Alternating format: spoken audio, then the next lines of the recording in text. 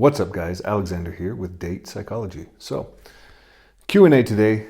Let's just go through some of these questions up here. See what we got. These are all from the Twitter Q&A. So, follow me on Twitter, X now. We'll use these questions occasionally. So, he says, what is your evaluation of the passport bro movement? Do you think it's a viable strategy for those who struggle with romance to find long-term relationships eventually leading to marriages? Or is it more likely to result in failure compared to alternative strategies? So, looking at this in the context of long-term relationships, there are a lot of people that seem to think they can go overseas and that they'll find someone who is more traditional, so to speak, than Western women, perhaps. Now, I have lived overseas in different countries for a really long time. I can probably give you some personal insight on this. One is that more traditionally minded women perhaps are not the women that you're going to meet on dating apps in other countries. They're probably not the women that are going to be interested in foreign expats. At the same time, they're probably going to be much less interested in a beauty and status exchange, right? So kind of like, I want to leave my country to get a passport to come somewhere else, which is often the case here. So that's something that should be asked is, you go to these countries, are you really getting women who are traditional in that sense?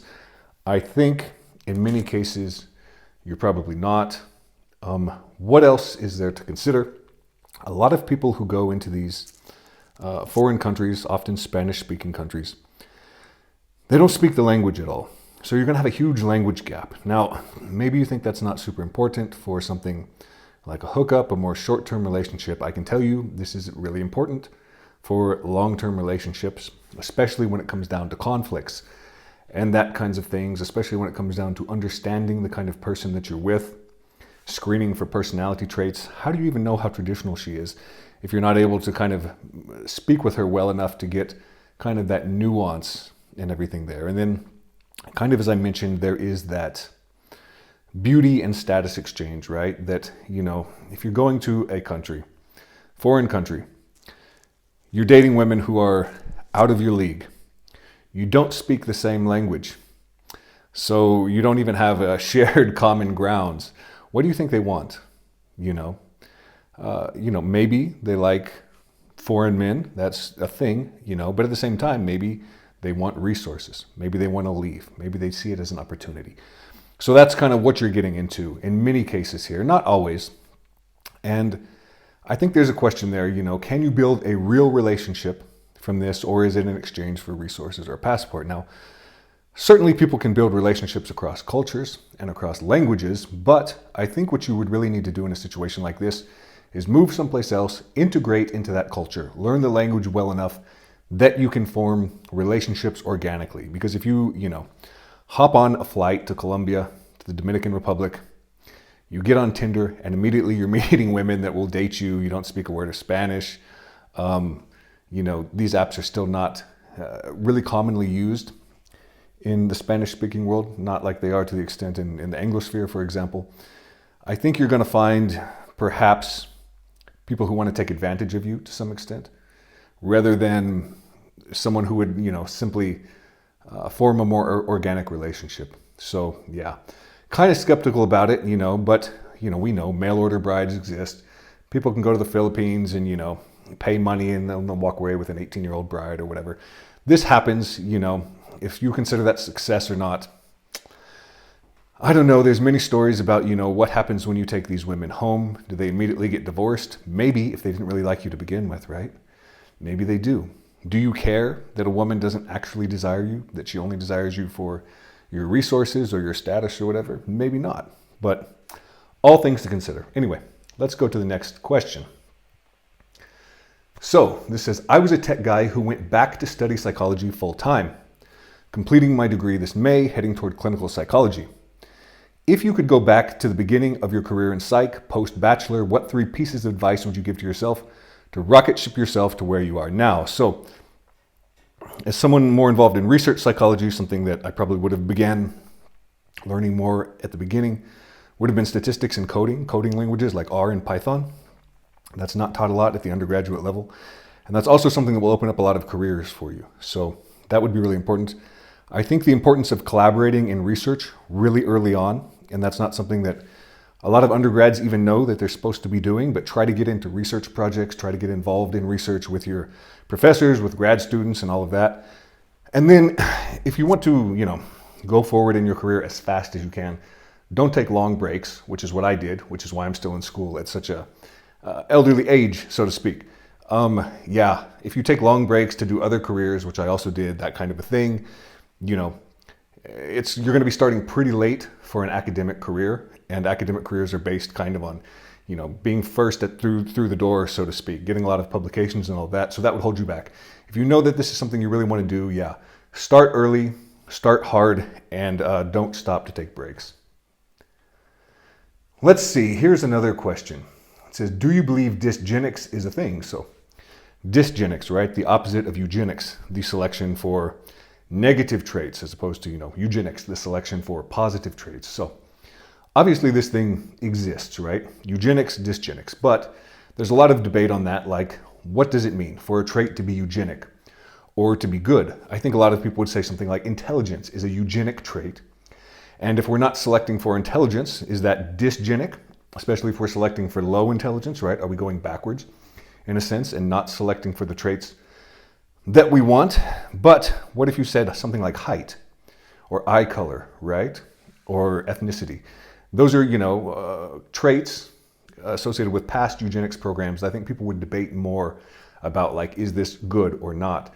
So we don't always agree on what to prioritize. And I think that has led to some of this anti-eugenics discourse that you see, where they oppose embryo selection, they oppose pretty much anything that's like, try to pick good traits in a partner to that extent, because they think it's kind of very unfair in a sense. They will say as far, and there's papers like this arguing this from more of a very left-wing point of view, essentially like, who's to say what is a good trait or a bad trait? In the context even of screening for hereditary diseases, right? Certainly that is something I think most people would agree is dysgenic or eugenic if you're screening against it, right? Like, we want to eradicate hereditary diseases. But, you will have people that say even that is eugenics, it's bad, you can't do it.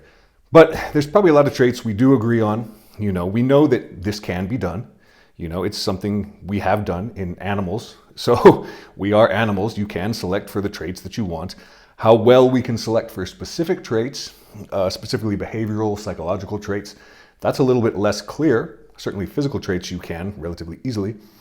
But is it a thing? Yeah. I mean, you can go against the kind of traits you desire in long-term selection or towards them. And it's just what you perceive to be desirable or undesirable traits at the end of the day. Next question. Let's see here. Why do women do most divorces, and why do they blame men for not having lasting relationships? Sure. So I have an article up here. I would read that. It kind of explains a lot of the causes behind divorce, as well as who initiates divorces more. Consistent across the research mostly is that women initiate divorces more. It's not always clear exactly how many, and sometimes there's some disagreement there. But see the article for a lot of details on all of this research. Why is more important? Why does someone get divorced? It's not as simple as like, oh, well, whoever asked for the divorce is at fault. People ask for divorces because things happen, right? If you get cheated on and you ask for a divorce, is that your fault, right? If your spouse falls into drug addiction or they go to jail and you ask for a divorce, is that your fault or is it their fault? So whoever initiates the divorce is not necessarily the one at fault. In many cases, both partners agree that it's mutual, and that also doesn't show up in kind of the who initiated it statistics. But I think what this boils down to is kind of two reasons. What's going on here? So men engage in more antisocial behavior across the board. Men cheat more, they engage in physical violence more, substance abuse. These are some of the top reasons for divorce. I should say top reasons. The very top reasons are things like we grew apart, right? And they tend to be pretty mutual, but they're things that make the top list of like top 10s, that kind of a thing. So antisocial behavior from the male partner explains some of it. Why do women break up with men? Because men do bad things. So that's part of the picture, but not the whole one. We also know that women lose satisfaction in relationships more quickly. And this is probably related to women being more selective generally, right? Women have a lot of criteria in mate selection that men don't have. And from the evolutionary point of view, why would a man ever break up with someone? A man can just cheat, right? A man never needs to lose a mate, essentially, from the evolutionary perspective.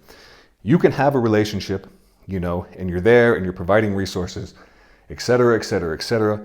What reason is there really to break up, when you can just have an affair?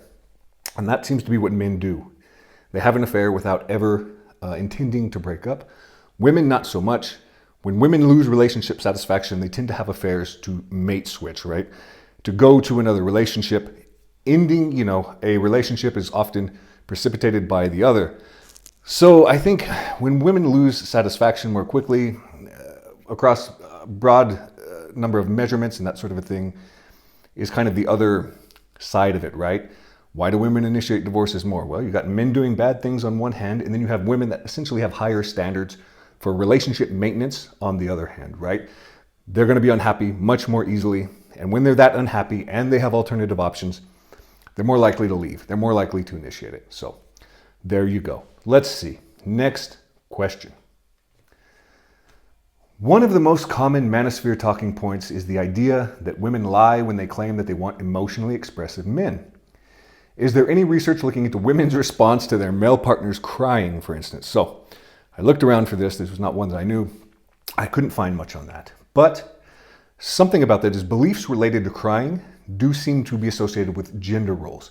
So we know, for example, that a man crying is not seen to adhere to a masculine gender role. So some women show a much stronger preference for traditionally masculine behavior and roles in men.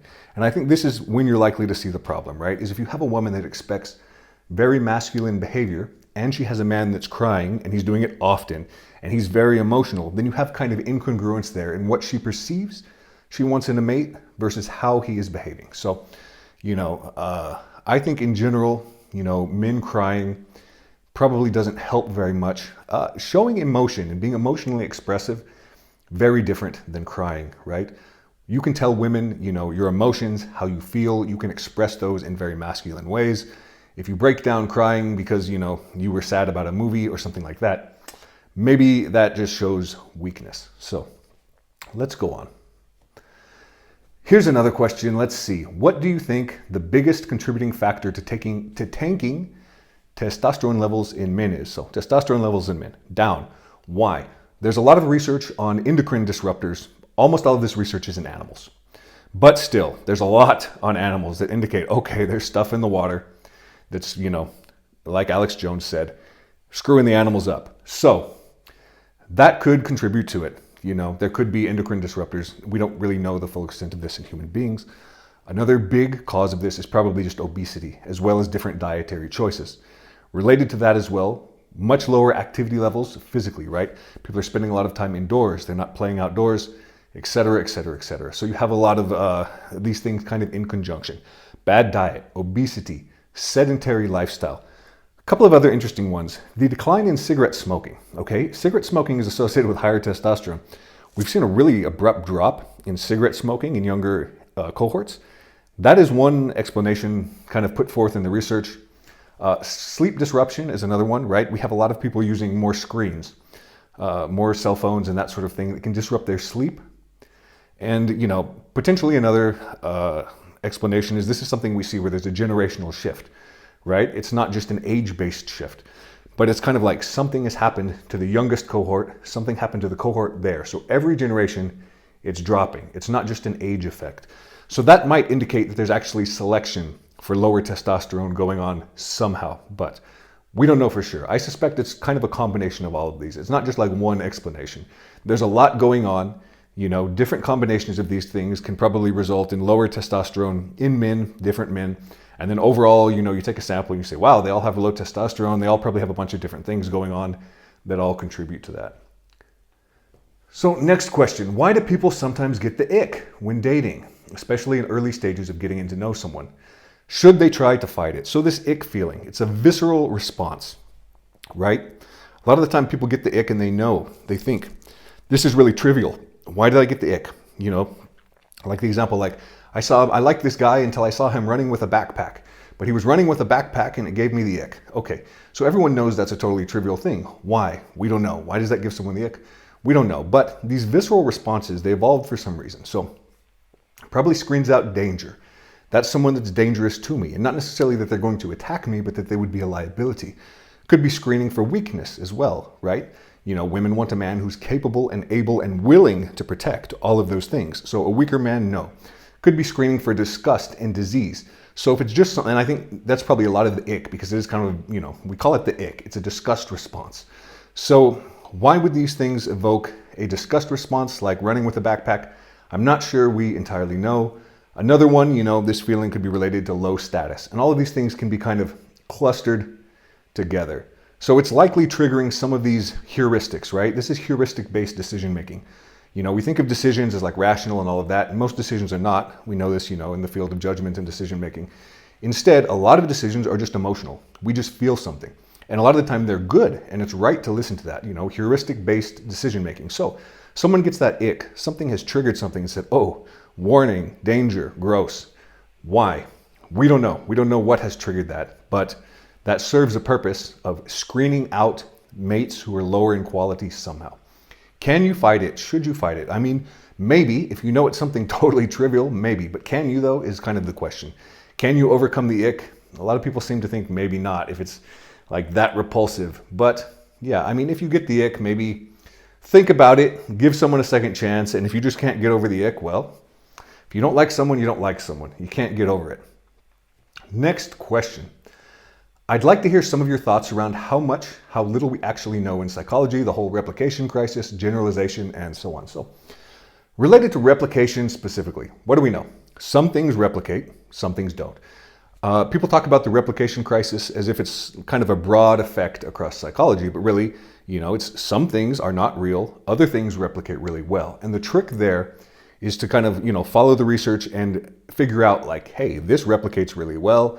This is garbage, right? Because some people, I think they use it kind of as an excuse or like a general way of thinking about psychology. Like most things don't replicate, so what can I know anyway? Well, you can know if something replicates if you see that it has been replicated. So the replication crisis can't tell you what to expect for individual research lines, right? And by a research line, what I mean is like, testing, the Asch conformity experiment. You're doing the same experiment, variation. So you have a line of research testing the same thing, the Asch conformity experiment, recent replication of that showed it replicates. That's why I bring it up. So you know that some things replicate. You have to follow the research line to know if it's going to replicate or not. You can't determine, if paper on this is going to replicate because all of these others don't. No way to know. Generalizability, what do we know? Well, we use a lot of convenient samples in psychology, so they're not representative. So we can't assume that most things generalize. And yet, when we compare convenient samples with representative samples, it's often the case that things do generalize well. Why is that? How does that work? Probably because human psyche and the human psychology and all of that, the mind, cognitive processes are pretty similar, right? And there can be cultural variations and all of that, but typically how the mind works, maybe it's not as different as many people think. So often we do kind of see good generalizability from the limited samples that we have. Anyway, next question. Why do men care more about physical appearance than women? And do lesbians care about physical appearance more than straight women? So going back here to parental investment theory, right? That the sex that has a higher cost in reproduction is going to be the more selective sex. So we know that men are less selective in general. And what they are selective for is good genes, which is reflected in physical attractiveness. Women, on the other hand, have a much more costlier parenting decision, much more costlier mate decision. So they're more selective, and they don't select just for good genes. They select for all kinds of behaviors, including, will this person invest in me? Will this person invest in the offspring? These are all important things that facilitate the survival of the offspring, care for, the female of the sex when they're pregnant, and so on. That's probably why men care more about physical attractiveness. Now, across the research, it's not always clear that men care more than women. Men and women could care in a pretty similar amount. Men do tend to seem to care a little bit less, but it might not be like women don't care at all. It can be pretty similar. What actually seems to be the case is that men care exclusively about physical attractiveness. Women care about physical attractiveness and a bunch of other things on top of it. So it's not just like men care about attractiveness, women don't, women care about other things. They both care about attractiveness, but women care about a bunch of other stuff as well. What about in lesbian populations, that sort of thing? So most of the research I've looked at here indicates that Mate preferences for physical attractiveness and all of that, pretty similar with heterosexual and non-heterosexual populations. So also, makes sense. We evolved these preferences. Yeah, what can be said? Let's go on. If you were studying ex-incels, ideology included, or late in life virgins who ended up in successful relationships, what questions would you ask? So the main question I would ask that I am really interested in here would be, how did their attitudes change before, when they were unsuccessful with women, and later when they became more successful with women? Because, I've made a recent video on this. Does having lower success with women drive more negative or hostile attitudes towards women? I think that it does. And I think that's often the case, that you see people leave these highly ideological communities when they get a girlfriend. That's kind of the exit from inceldom, isn't it? Like, you've ascended, you've got the girlfriend, and they leave and they no longer want to be immersed in that. I might also ask them what recommendations they have for other men to kind of help pull them out of that. What do they do? Let's go on. Last question. Can any of the decline in marriage be due to men not believing in and wanting it?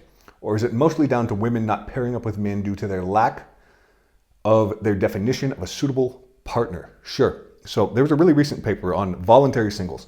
People who are single by choice. What did it find? About 1/4 of these voluntary singles, they dropped out due to bad past relationship experiences.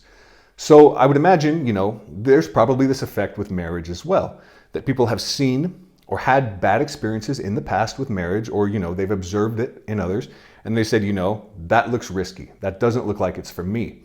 There's, a lot of indication that attitudes toward marriage has shifted as well, especially in the youngest cohorts. They don't see marriage as meaningful or as important as they used to. So that's another big one there, that, the desire to get married, or at least the importance of marriage, is not as important. So that kind of delay or shift. People are also waiting to get married much later in life. A later marriage at this point also associated with a much lower divorce rate, but people are prolonging marriage to focus on their careers because they don't feel like they have the money for it. They can't move out, they can't afford a house. You have all of these economic forces that kind of shape that as well. So I think the decline in marriage may be more due to a shift in attitudes about marriage, like, why get married? Does it matter? And part of that could be, men saying like marriage is not a good deal. And then also just a delay in marriage. People are just waiting longer. I think it's probably more that than not finding a partner, because cohabitation seems to remain kind of high. And the rate of singles, once you hit about 25 and up, similarly, it remains about low, like it did over the past few decades. It's only in the youngest cohort that we see a lot of singles. So people are waiting later in life to get into relationships. They're still getting into relationships, but they're getting married less, and they're getting married a little bit later as well. And I don't think, that indicates that it's difficult to find someone in that sense. It could indicate, that they're more hesitant about the whole marriage contract though. So that is it. That's enough questions for today. I'll try to answer some more. Hope you guys liked the video. Like, subscribe, hit the bell. I will make another for you very soon.